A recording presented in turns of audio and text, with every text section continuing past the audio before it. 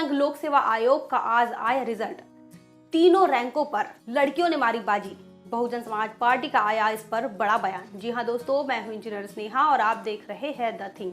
अगर आप हमारे चैनल पर नए हैं तो इसे सब्सक्राइब कर लीजिए, साथ ही बेल आइकन प्रेस कर लीजिए। हमारे वीडियोस को लाइक करें, कमेंट करके अपनी प्रतिक्रिया दें और अपने दोस्तों रिश्तेदारों में शेयर करना ना भूलें।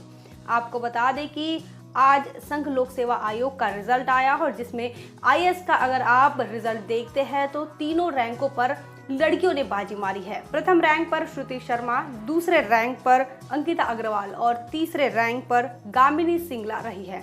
इस बात को लेकर बहुजन समाज पार्टी की प्रवक्ता और दिल्ली की प्रभारी सीमा कुशवाहा, इन्होंने बड़ा बयान दिया है। अपने ट्विटर हैंडल से इन लड़कियों को अभिनंदन किया है, इन्हें बधाई दी है। संपूर्ण देश के लोगों को इस रिजल्ट ने अपने तरफ आकर्षित कर लिया है, क्योंकि आईएएस के तीनों रैंकों पर लड़कियां ही नियुक्त हुई हैं और इस बात की खुशी संपूर्ण देश मना रहा है और लड़कियों को बहुत मंगल कामनाएं, आशीर्वाद भी दिया जा रहा है। हम आपको यह बता दें कि ये वही भारत देश है जहां पर 4 वर्णों की व्यवस्था है और उस 4 वर्णों की व्यवस्था का यह कहना है कि पढ़ने लिखने का अधिकार यह सिर्फ एक ही विशेष वर्ग को है, एक सिलेक्टिव पीपल्स को ही पढ़ने का अधिकार है और पढ़ाने का अधिकार है। वही बाकी के जो दूसरे 3 वर्ण आते हैं, जिसमें कि क्षत्रिय, जिसमें कि वैश्य और चौथा शूद्र, इन चारों वर्णों की अगर हम बात करें तो महिलाएं किसी भी वर्ण में आपको नजर नहीं आएगी। बावजूद इसके आज यह जो रिजल्ट दिख रहा है, क्या यह इसी व्यवस्था की देन है? यह सवाल आपको हम पूछना चाहेंगे। आप पता करिए कि क्या इसी व्यवस्था ने इस प्रकार का यूपीएससी में तीनों रैंकों पर लड़कियों का देना, ये क्या इस व्यवस्था की देन है? तो साथियों, मैं आपको बताना चाहूंगी कि इस व्यवस्था की यह देन नहीं है, यह इस देश के संविधान की देन है। डॉक्टर बाबा साहब अम्बेडकर द्वारा इस संविधान के अंदर स्त्री पुरुष दोनों को समान अधिकार जो कॉन्स्टिट्यूशन ने दिया है, उसका परिणाम यह आपको आज यूपीएससी के रिजल्ट में आपको देखने को मिल रहा है।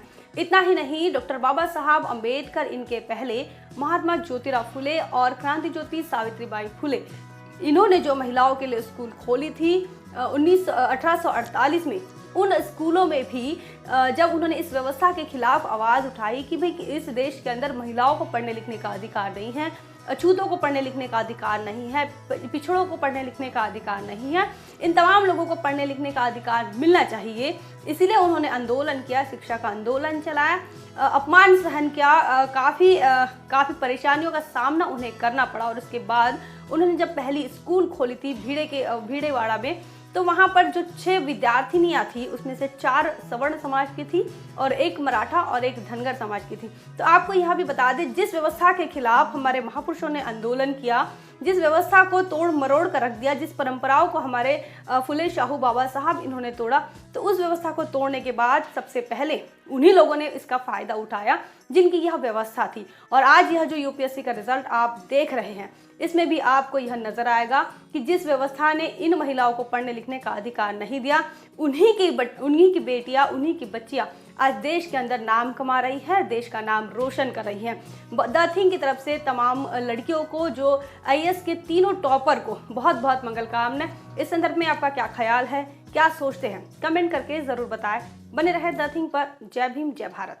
बहुजन विचारधारा को घर घर तक पहुंचाने के लिए हमारे YouTube चैनल को सब्सक्राइब करें, लाइक करें, कमेंट करें, शेयर करें और बेल आइकन की घंटी दबाना ना भूलें।